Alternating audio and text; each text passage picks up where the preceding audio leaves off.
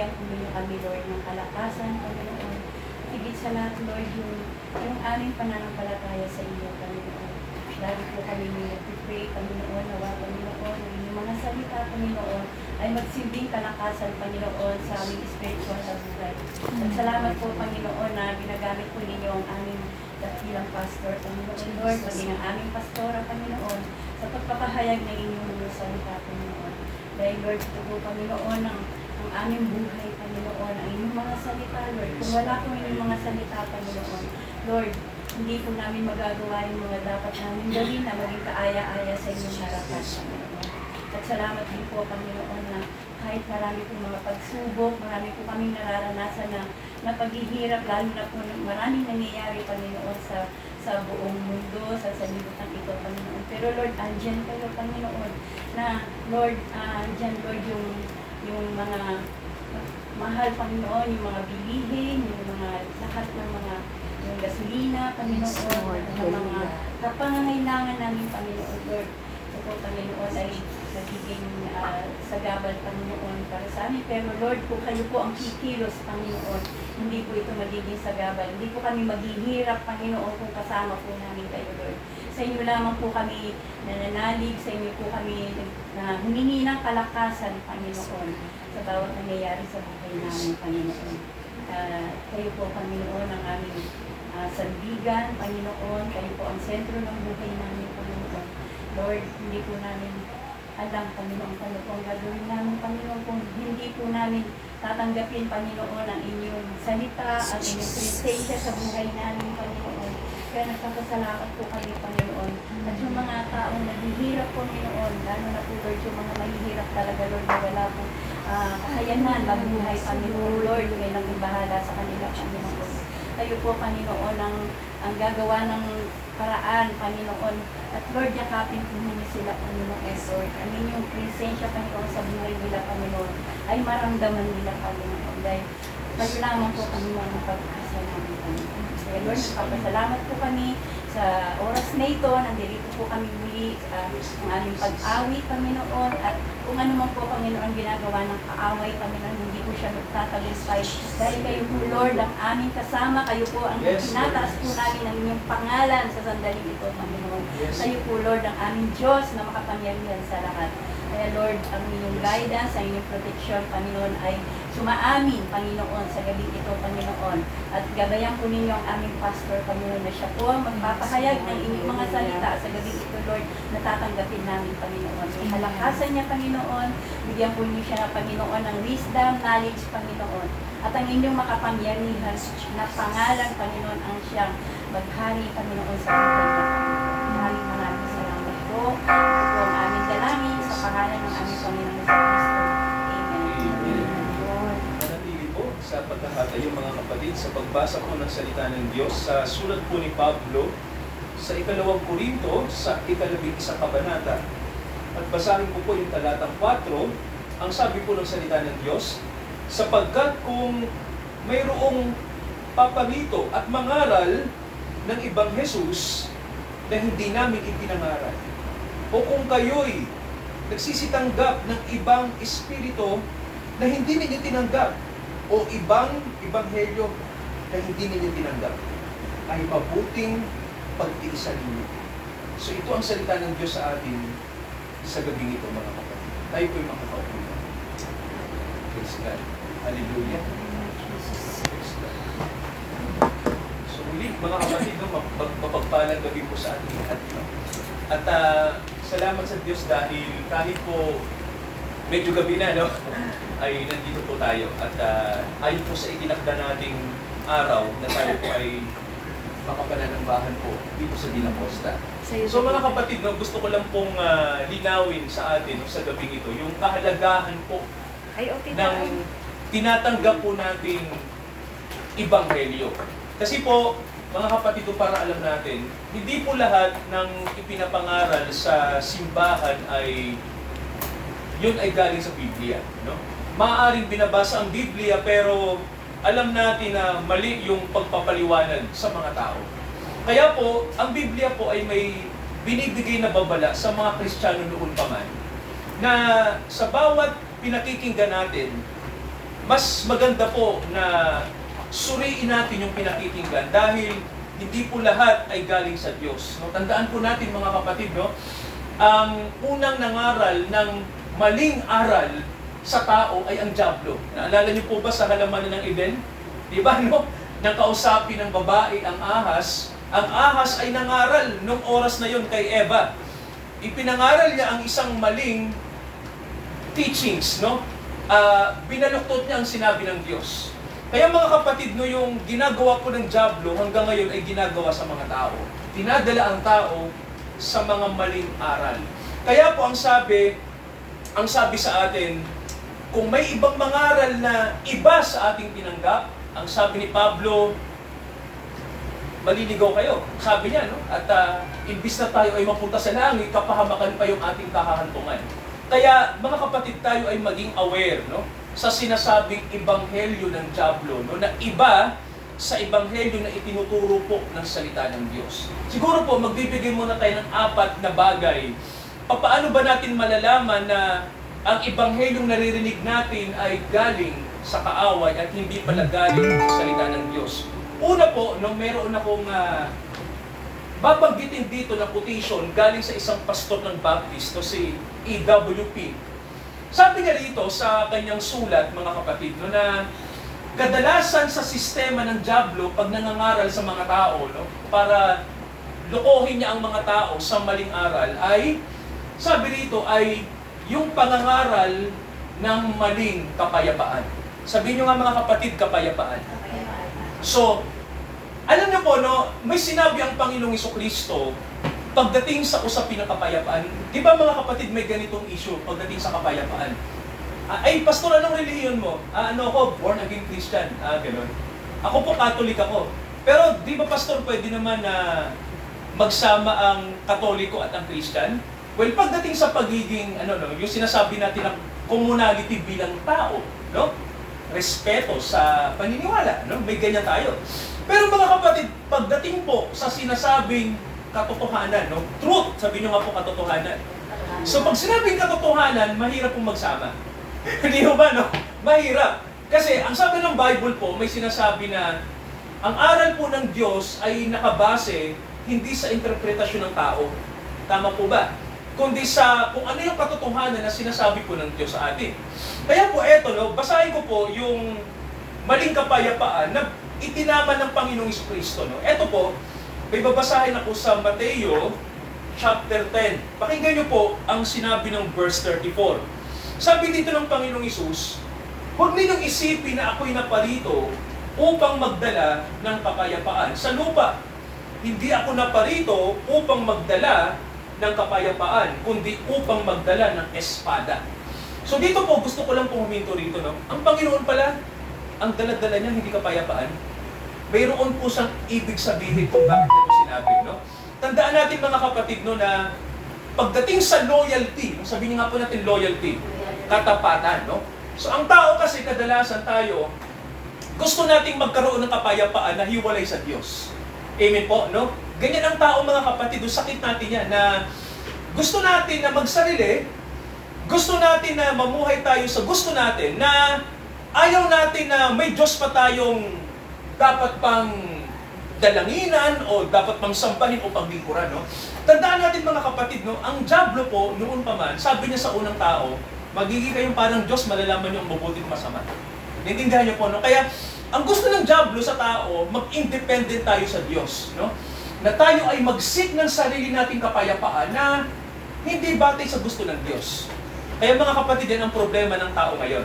Naintindihan niyo po, no? Ang tao po, gusto nilang maging mapayapa, pero disconnected sila sa Diyos. Kaya po si Kristo may sinabi siya. Anong sabi niya? Ang sabi niya, ako na parito, hindi para magdala ng kapayapaan na gusto ng tao. Yan ang ibig niya sabihin, ano? Na parito ako para magdala ng espada sa inyo, hindi kapayapaan. Kasi mga kapatid, gusto ng Panginoon, basagin niya yung kapayapaan na hangad natin, na hiwalay sa Kanya. Ayun yun mga kapatid, no? Gusto natin ng kapayapaan na hiwalay sa Kanya, pero ayaw ng Diyos nun. Ang gusto ng Diyos, kapayapaan na ayaw sa Kanyang term, hindi sa gusto natin. Kaya po, eto, pakinggan niyo pa, sabi ng Panginoon, sapagkat ako'y naparito upang papag-alitin ang lalaki laban sa kanyang ama. At ang anak na babae laban sa kanyang ina. At ang manugang na babae laban sa kanyang biyanang babae. At ang magiging kaaway ng isang tao ay ang kanyang sariling kapamilya. So ano pong ibig sabihin nun, mga kapatid? No? Sa narinig po ninyo. Ano sabi ng Panginoon? Ang magiging yung kaaway ay ang mismong sarili niyong kapamilya pag kayo susunod sa akin. So kung titingnan nyo, parang hindi nga mapayapa yun. Di ba? Kasi, di ba mga kapatid, sa pagdating sa pananampalataya, ito po, gusto ko lang pong linawin sa atin to. Alam niyo po, ang pananampalataya ay individual conviction. Sabi niyo nga mga kapatid, individual conviction. So, ano po bang ibig sabihin ng individual conviction? Ibig sabihin po, ang pananampalataya ang magdedetermina ang Diyos at ikaw. Tama po ba, no? Hindi pwede mga kapatid na ang pamilya mo ang magdetermina ng iyong pananampalataya. Di ba? Hindi porke ito ang relihiyon ng pamilya mo, doon ka na rin.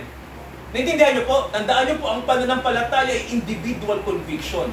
Ibig sabihin kung ano yung binigay ng Diyos sa'yo na katotohanan, mga kapatid, hindi pwedeng i-compromise. No? Kaya nga po, sabi ng Bible dito, no, ang magiging kaaway mo pagdating sa pananampalataya, yung mismong kapamilya mo. Kasi ang pananampalataya po sa Panginoon ay talagang hindi po ito yung parang sunod ka lang sa agos. Ay, eto relihiyon namin, susunod kami dito. Ang Katolik din nga ni tatay ko, susunod na rin ako.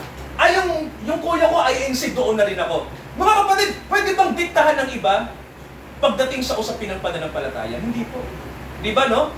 Ikaw, ang Diyos at ikaw, ang nakakaalam kung ano ba ang pananampalataya na gusto ng Diyos para sa iyo. Amen po ba, no? Walang ibang tao na pwedeng magsabi sa iyo, dito ka, tama? Magkapamilya tayo anak kita, tatay kita, dito ka, no? Hindi mga kapatid, no? Ikaw, ano bang gusto ng Diyos mangyari sa buhay mo? Saan ka ba dinadala ng Panginoon? Ano ba yung calling niya sa iyo? Kaya mga kapatid, kailangan manindigan ka, tama ba? Kung saan ka dinadala ng Espiritu ng Diyos, doon ka. No, hindi pwede mga kapatid na sunod ka lang sa agos. Kaya sabi ng Panginoon dito, may sinabi siya na kadalasan sa pananampalataya, ang nagiging kaaway mo ay ang iyong sarili kapamilya. And then ang sabi ng Panginoon, ang umiibig sa ina o sa ina nang higit sa akin. Anong sabi niya? Pag umiibig daw tayo sa ating magulang nang higit sa kanya, anong sabi ng Panginoon? Hindi karapat-dapat sa akin. May tanong tayo. Anong gusto ng Panginoon? Sinong unang iibigin? Siya. No? So, paano kung, mga kapatid, una mong iniibig yung anak mo? Okay ba sa kanya yon? Hindi. Paano, yung asawa mo, okay ba sa kanya? Hindi rin. So, kung titingnan nyo, dapat yung pag-ibig natin, unang-una talaga siya. No? Wala pong iba.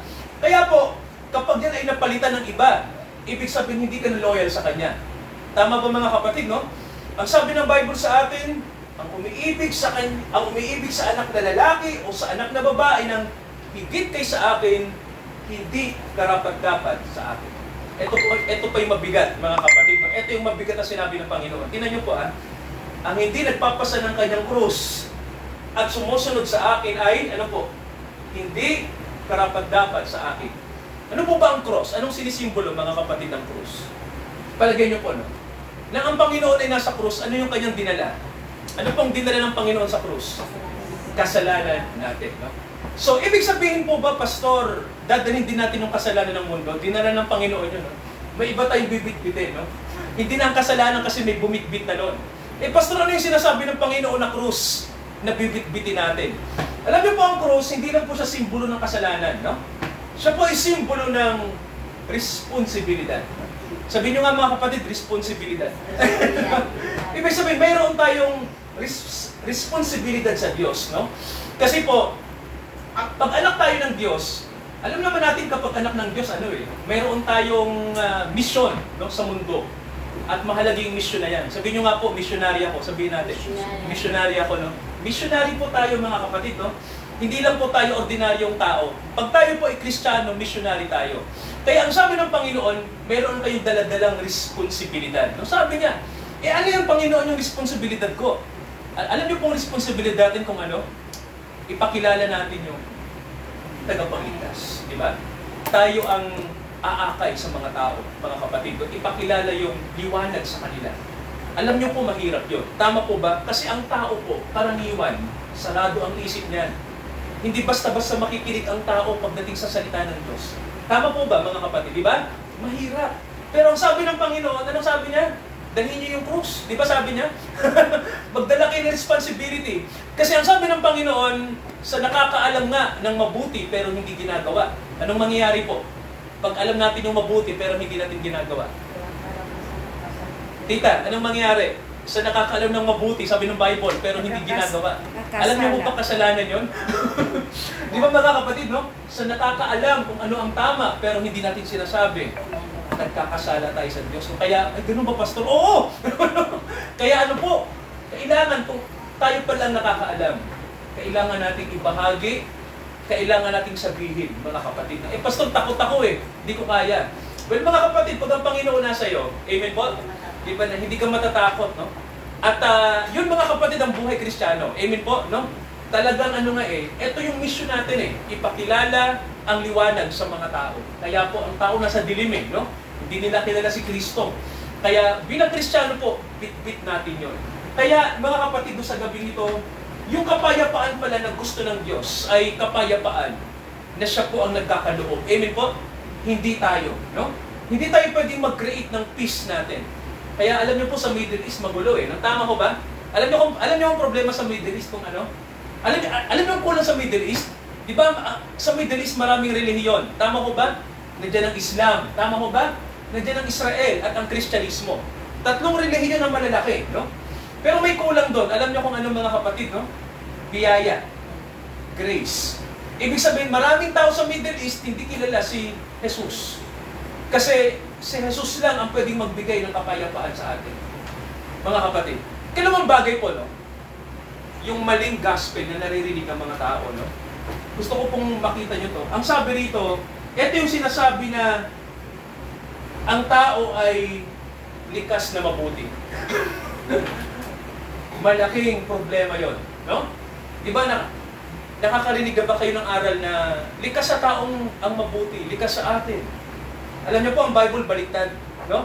Hindi tayo likas na mabuti. Ang sabi ng Bible, tayo ay likas na makasalanan. Amen mga kapatid, no? Hindi tayo likas na mabuti. No? Kaya mga kapatid, no? Ang edukasyon, paraan niya ng ating lipunan para ang moralidad ng tao ay ang moralidad ng tao ay i-develop, tama ko ba, i-cultivate, no? Tulungan ang tao na maging mabait, maging mabuti. May tanong ako, mga kapatid, talamak na po marami na tayong simbahan, tama ko ba? Marami na rin tayong eskwelahan. Nakikinig ba? Marami na tayong institusyon. Nandiyan ang gobyerno, nandiyan ang paaralan, maraming relihiyon. May tanong po ako, ang tao ba naging mabuti? Sige po, sagutin niyo ako. Nawala na ba ang pagnanakaw, tita? Hindi po. Di ba mga kapatid, no? The more ang tao nag-aaral, the more nagiging masama. Kaya mga kapatid, no, tanong, bakit pastor hindi kaya ng ating lipunan na pakainin ng moralidad ang tao? Kasi mga kapatid, ang tao po ay hindi likas na mabuti. Tayo po ay makasalanan. Mayroon tayong depekto. No? May korupsyon tayo sa loob. Kaya mga kapatid, ang sabi ng Bible sa atin, ang tao po ay likas na ang puso natin ay masama. No? Wala pong neutral. No? Baka isipin natin, pastor, di ba may kabutihang natitira? Oo, pero natatalo lagi yan ng masama. No? Tingnan niyo po ang Jeremiah. Tingnan niyo mga kapatid. No? Jeremiah, basahin natin yung chapter 17. No? Ano pong sabi ng chapter 17 ng Jeremiah sa verse 10? Ang sabi po, sa verse 9, ang puso ay mandaraya ng higit kaysa lahat ng bagay. Ito'y totoong masama, sinong nakakaalam? Anong sabi mga kapatid ng Bible? Sa puso ng tao? Sabi dito, the heart is deceitful above all things. Ang puso ay mandaraya ng higit sa lahat. At ang sabi, desperately wicked. Sabi dito, totoong masama. Nakikinig po? So mga kapatid, ganito. Paano kung namatay tayo na ang puso pa rin natin ay masama? Saan ang tao pupulutin? Saan mapupunta ang tao na namatay na masama ang puso? Mga kapatid, tita, alam na natin kung saan. Tama ko ba? No? Tita, Saan pupunta ang tao kapag ang puso'y masama, namatay tayo? Pupunta tayo sa kapahamakan. Kaya mga kapatid, no, ang Bible po, laging itinuturo sa tao, kailangan ang puso'y mabago. Amen po? At ang pwede lang kasi magbago ng puso natin kapag ang tao po'y ipinanganak na muli. Amen po? Born again. Kaya mga kapatid, no, tandaan nyo po, walang relihiyon na pwedeng makagawa niyan. Tama ho ba? No? Walang moralidad na pwedeng makagawa na ang tao ay mabago ang kanyang sarili. Natatandaan nyo, mga kapatid, yung pinag-aaralan natin, no? Walang kabutihan na manggagaling sa atin ang pwedeng magpatama sa mali ng ating puso. Pastor, anong gagawin natin kung ganito ka-desperate ang kalagayan natin? Alam niyo, sabi ng Bible, sino lang ang pwedeng magbago ng puso? Mga kapatid, tita, sino? Ang Panginoong Jesucristo lang, no? Kaya, mga kapatid, ang ating paniniwala, ang pagiging born again po ay supernatural. Ibig sabihin po, ito po ay kapangyarihan talaga ng Diyos. Diyos talaga ang pwedeng gumawa lang nito sa tao, no? Kaya isipin niyo mga kapatid, kapag ang tao po ay hindi kinakalabit ng Diyos, no? Walang gabay ng Diyos. Di ba, tita? Kahit na ano, titang pangangaral ang gawin mo, duduraan ka lang, babastusin ka lang. Naranasan niyo na bang mag-share tungkol sa Diyos pero binaliwala ng mga tao? Kamag-anak, kaibigan, kakilala. Kasi mga kapatid, likas sa tao yun eh. Tama ba? Ayaw ng tao ng salita ng Diyos. Kaya mahirap pong mangaral. Alam niyo ba yung pangangaral mahirap? Mahirap yung ginagawa ko. Alam niyo ba na mahirap ang ginagawa ng mga mangangaral? Kasi mga kapatid, nagsasalita ang mga mangangaral sa mga taong patay. Tama ho ba? Sa mga tao na ayaw sa Diyos. Mga kapatid, di ba? Kaya po, ang born again ay gawa ng Diyos sa tao. Walang relihiyon na pwedeng makagawa niyan. Kaya kung isipin nyo, no? Pastor, ano ang silbi kung sumasamba ang tao pero ang puso hindi nababago? Wala. Tama ho ba mga kapatid, no? Anong silbi ng relihiyon kung ang puso mo ay masama pa rin? Tama ho ba? Wala rin yan mga kapatid. Walang silbi yan. Di ba, no? Kaya, alam niyo po, marami ang nasa simbahan na hindi born again. Nakikinig mga kapatid, no? Marami ang nasa church, mga membro ng church, hindi sila born again. Marami ding mga pari ang hindi born again at marami ding mga pastor ang hindi born again. Marami po. Marami ring nagsasabing Kristiyano, tita, masisipag pa sa gawain, wala pang absent sa church. Pero hindi sila born again. Wala ang Espiritu ng Diyos sa puso nila. So mga kapatid, anong dapat gawin? So ang sabi ng Biblia, kapanganakan muli ang kailangan. Kaya sa mga ebanghelyong nagtuturo na ang tao ay likas na mabuti, hindi po yun totoo. Mga kapatid, no? Ang tao po ay kailangang baguhin ng Diyos. Mabago tayo. Di ba tita, may nasamahan ka na samahan, di ba? Na minsan tumulong sa atin, no? Matulungin naman ang mga relihiyon eh. Walang problema. Kaya lang, ang iniisip ng mga relihiyon, no, sa panahon natin, magiging mabuti ang tao sa tinatawag na kapag tayo ay sumusunod sa batas ng moralidad. Tama ho ba? Pero mga kapatid, no, sabi nga po natin, ang moralidad po kasi pwede nating ipakita sa panglabas. Tama po ba? Sabi ng Bible. Pero ang totoong moralidad, ang pinaka-source ng pagiging mabuti ay nanggagaling po yan sa loob ng tao. Ang tinitingnan lagi ng Diyos, kapag gumagawa tayo ng kung ano man yung ginagawa natin, yung puso pa rin natin. Amen po? Kung ang puso na to ay mabuti o masama. Kasi mga kapatid, maraming tao mabuti sa paningin natin. Pero masama yun, no? Pero alam ng Diyos kung masama ang puso natin. Kung eto ay walang pananampalataya. Kaya, pangatlong bagay, mga kapatid, sa Ebanghelyo na dapat nating malaman. Alam niyo po, huwag tayong makikinig kapag ang Ebanghelyo na itinuturo ay para lang ang mundo ay maging mapayapa. Pastor, bakit naman ang sama naman nun? Hindi po. Tandaan nyo, mga kapatid, maraming ateista. Tama ko ba? Maraming hindi naniniwala sa Diyos. Pinopromote nila ang paggalang sa kalikasan. Nakikinig po? Pinopromote nila ang karapatang pangtao. Maraming tao na mabubuti pero hindi naniniwala sa Diyos. Nakikinig mga kapatid? Di ba, no? Di ba? May mga artista, tita, na hindi naman naniniwala sa Diyos pero sila ay mabubuting tao sa paningin ng mga tao. Tama ko ba? Ganun po, no? Mas masama pa nga tayo kung titingnan, no? Ang mga Kristiyano, kung ikukumpara mo sa ibang mga tao na hindi naniniwala sa Diyos, sa tingin ng iba, parang mas mabubuti pa sila. Kasi, matulungin sila sa kapwa. Alam niyo po, mga satanista, may ginagawa din. Di ba, tita?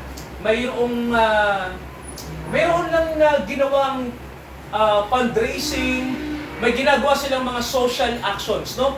Alam niyo po, mga satanista, tumutulong din sa mahihirap. Opo, nagbibigay nga sila sa mga pobre din. Kasi ang satanista po, isa ring uri ng relihiyon. Opo, kaya kung iisipin nyo, no? Ang ginagawa ng relihiyon, ginagawa din ng mga tao na hindi naniniwala sa Diyos.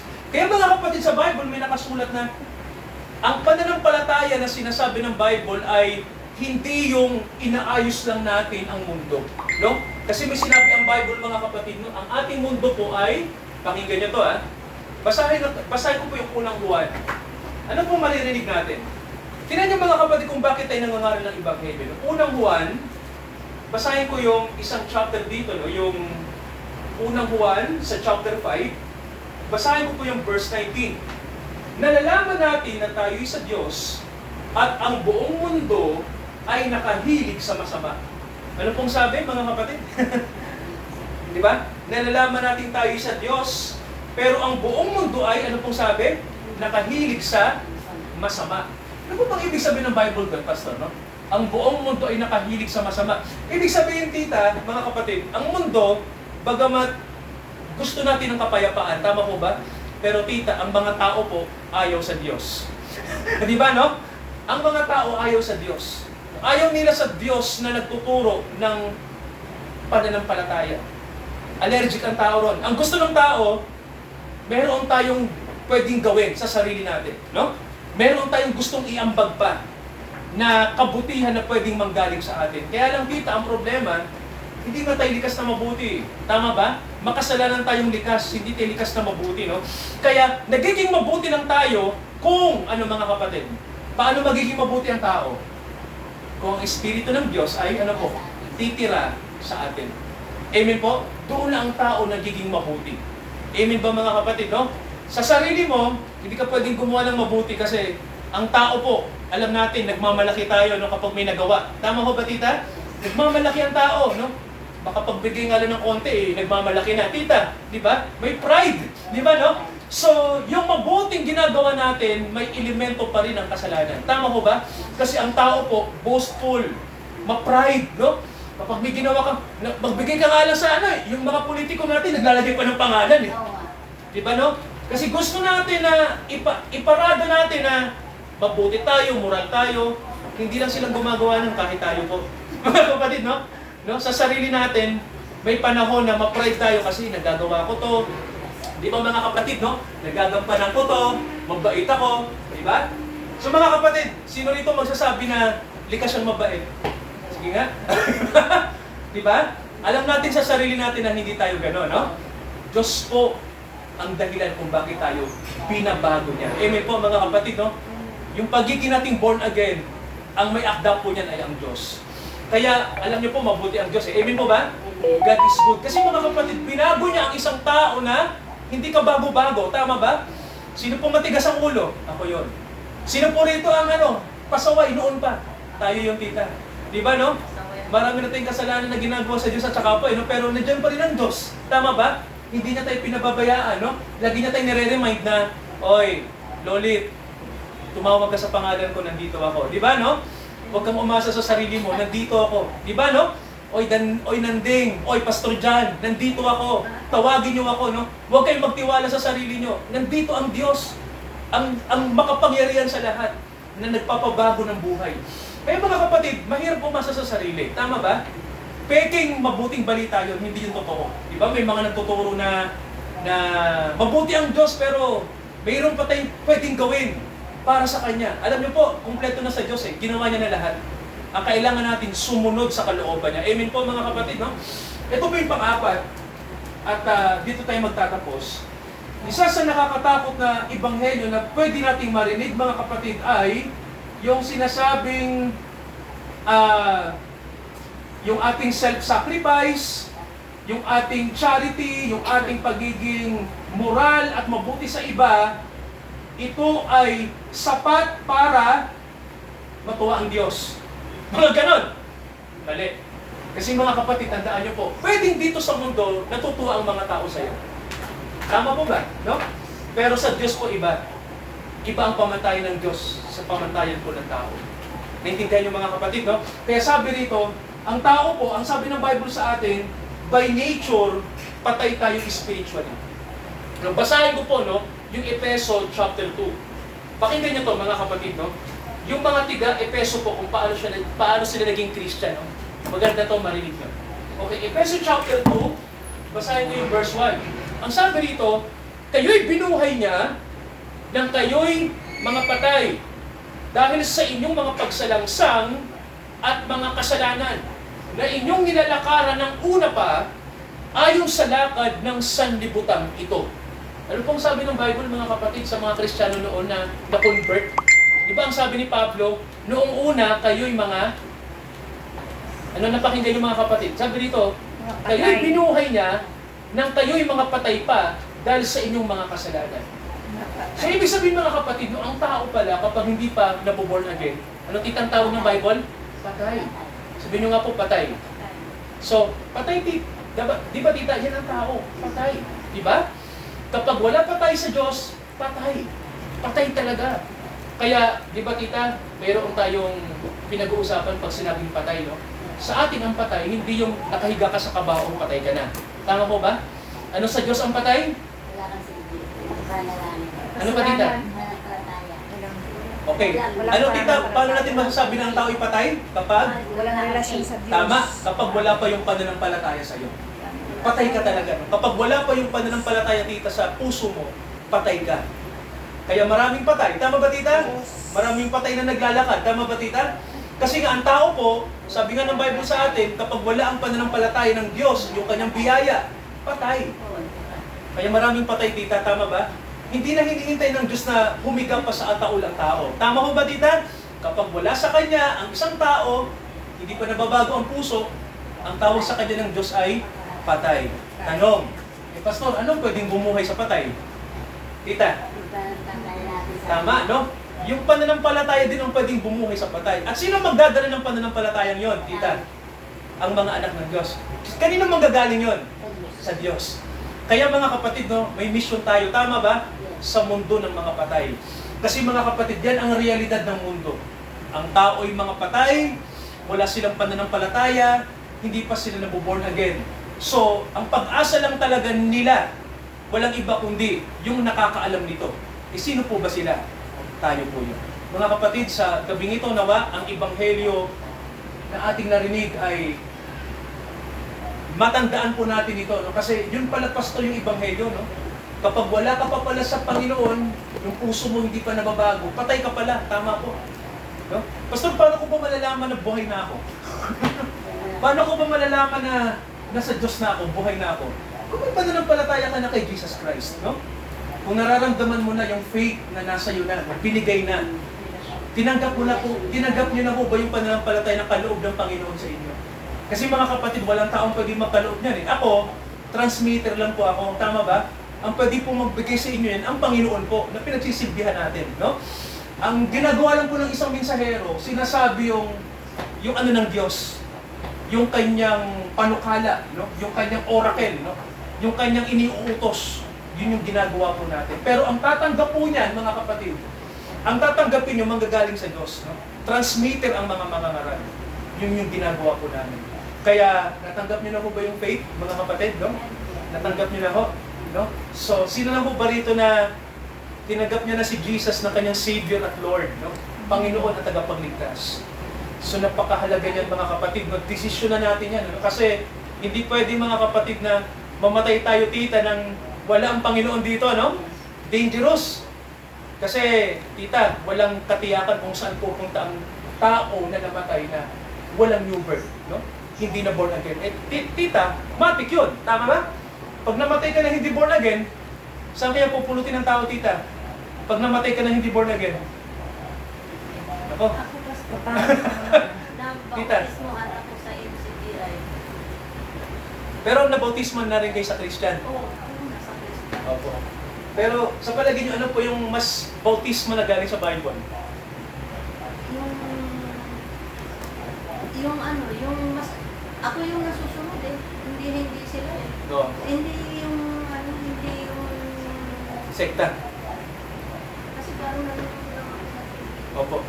Kaya, Iba kasi tita no, yung kapag alam mo yung totoong bautismo, no? Yung binautismohan ka doon ako nabisyo. sa salita ng Diyos, no? Yung mga araw pa lang, pastor, magmula nung naoperahan ako, binadali talaga ako magpa-autismo. Opo. Kaya, Kasi nga, nanginginig talaga ako Opo. sa lagnat. Dahil simple na nakanganga pa yung aking ano. Kaya kasalamat din ako sa Diyos kaya tinulungan ako. opo. Sa parte na yung Ang tita, aking naging kasalanan lang po ay hindi, ang puso ko parang wala sa kanila. opo. Kasi hindi naman kayo ginagawa. Hindi naman kasalanan sa Pilipinas. Actually, tita, ginawa lang nila yung dapat gawin. Kinikilabutan ako basta kasi totoo yung nararamdaman ko na hindi ako successful sa kanila. Opo. Actually, tita, hindi ka naman kasi tinawag. Hindi, Tinawag ka hindi rito talaga. sa salita ng Diyos eh. Kaya ano po. Wala Pero sa kanila. nakahiwalay na kayo. Hindi na kayo pumupunta ron. Pumupunta ka. Kasi Pinupuntahan obligasyon, parang na-obliga lang kayo. Ano? Yung kasing tumulong kay tita mag-ano. Kasi parang utang na loob yung pagtulong nila eh, no? Kasi ganyan ang kadalasan ginagawa talaga ng mga religion eh, no? Sa panahon natin. Yun ang- Dinadaan nila yun dyan. ang iniiyak ko talaga yan na ano, na pasalamat ako sa Diyos kasi sila ang tumulong sa akin pero bakit wala sa puso ko yung kanila. Yun nga, kasi nga tita, ang Gumagamit din naman ng Panginoon tita para ma-provide ang needs instrumento natin. sila pero... Gumagamit din ang Diyos ng uwak. Ah, Ibig sabihin tita, mga unbelievers, Tama. sa mga hindi Kristiyano. pero hindi ibig sabihin na kinasangkapan niya yon sa partikular lang na bagay na yun. Hindi Pero ka, pagdating sa katotohanan, hindi nila alam. Tama ba Si tita? Edna na magpapasalamat tayo sa kanila. Salamat sa kanila. Papasalamat tayo sa Diyos. As a common man, ano man sabi niya, hindi ka naman mapipilit ang puso. Wala sa kanila.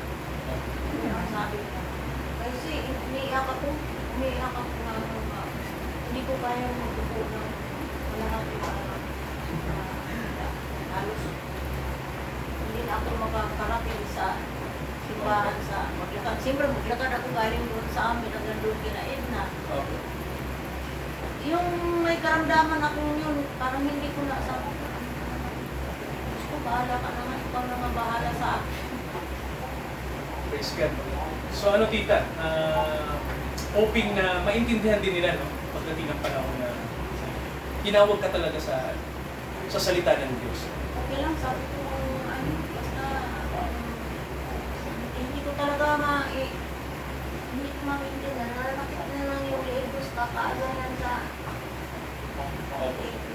para lang ako nanonood ng PBS. Kasi iba nga yung sistema nila. eh. Ito po. Wala, hindi na sila talaga nang nagtuturo eh, no? Iba na eh. Parang tineteleverse na lang yung mga luma. Kaya nga sabi ko, kasamahan ko talaga ako kasi ako ang buhay ko po. Saan ka pero ang halaga na andito ka sa puso. Tsaka tita, pag may gawain naman tayo, hindi naman kasabay nila. Yan yung mahalaga. Ano yun sa ilalim? Diba sa MCT ayun doon sa ilalim ang aking Meron din umaatila opo. doon sa... ilalim. Eh, nasa itaas yun. Oh. Sige, salamat sa Diyos. May paglilinaw po ba kayong nais linawin, mga kapatid? So pinag-aralan po natin. Kita, malinaw na po. So salamat sa Diyos, no? At hoping mga kapatid na marami pa tayo makita ng mga salita ng Diyos na magliliwanag po sa atin. Sige, mag-pray po tayo. Sandalangin siya. Let's pray. Dakilang Ama, tulungan niyo po kami na ipahayag ang katotohanan dahil nakita namin, Ama, ang kalagayan ng tao kapag hindi pa wala pa sa inyong anak at wala pa pong pagkakilala sa inyong anak, ang mga tao po ay patay sa kasalanan. Ama, turuan niyo kami na maging matyaga upang ang mga tupa niyo po ay aming mahanap sa pamamagitan po ng pangangaral ng mabuting balita. Hindi ang mabuting balita na naririnig namin para ang tao po ay lokohin o linlangin sa maling aral. Ama, turuan niyo kami na ipahayag ang mabuting balita, yung totoo, yung magbibigay po ng liwanag sa mga tao, na makita namin kung anong kalagayan mayroon kami.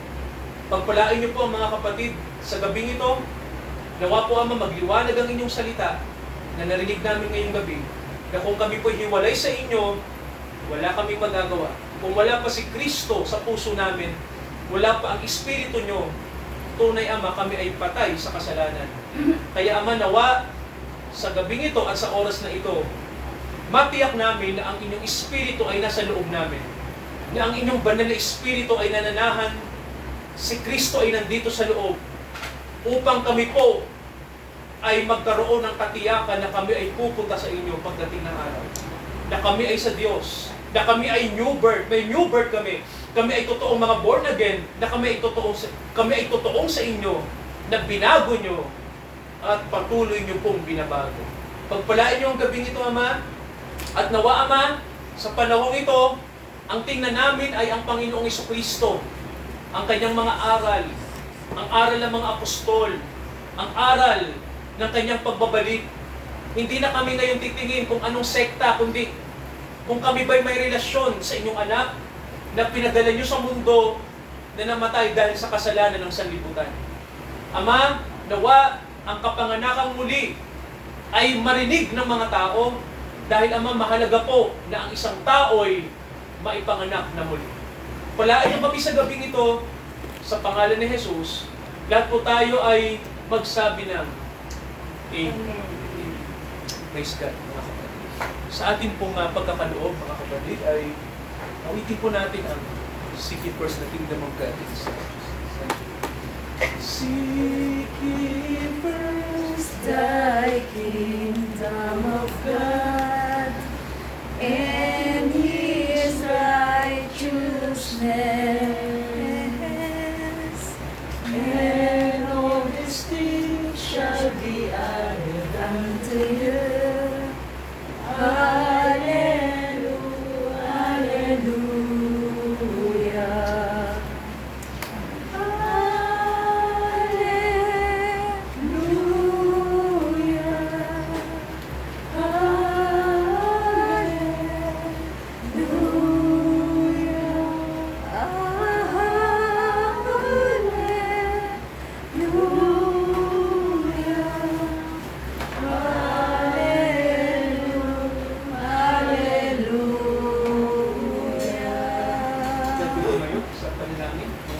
Salamat. Dakilang Ama, pinagpapasalamat po namin lahat ng biyaya na aming natanggap sa inyo. Binabalik namin ang bahagi para sa inyo, para po sa ikapagpapahayag, ikapagpapalaganap ng mabuting balita. Ama, gamitin niyo ang mga biyayang ito para marami pa pong kaluluwa ang makarinig ng mabuting balita. Kasangkapan niyo kami, kasangkapan niyo ang inyong mga anak. Pagpalain niyo ang tahanan ito, pagpalain niyo ang mga kapatid Ama na nagsusubikap na makarinig ng inyong salita. Sama-sama kami Ama, habang kami ay nasa mundong ito, naglalakbay, gawin namin ang misyon na inyong iniatang sa amin. Ito ang aming panalangin sa tanging pangalan po ng Panginoong Jesucristo. Sa ating Diyos na nagmamahal sa atin, samahan tayo ng dakilang Diyos, pagpalain tayo, tahanan na ito ng mga kapatid natin, ang tahanan ng Bongay, pagpalain nyo Ama, ang tahanan ito na kanila pong ipinagamit sa gawain nyo, ang gawain sa De La Costa. Pagpalain nyo lahat ng aming mga kapatid dito sa Caloocan Ama, at nawa po, huwag kaming tumigil sa paglilingkod, manatili kaming maglingkod hanggang sa kami tawagin nyo. Panalangin namin Ama, ng inyong biyaya po itatanggapin ng mga kapatid, tatanggapin nila ang sustaining grace na kailangan nila sa mga araw na ito. Pagpalain nyo kami, ito ang aming panalangin hanggang sa muling pagparito ng ating Panginoong Jesucristo. Amen, Amen. Amen at Amen. Amen. Amen. Amen.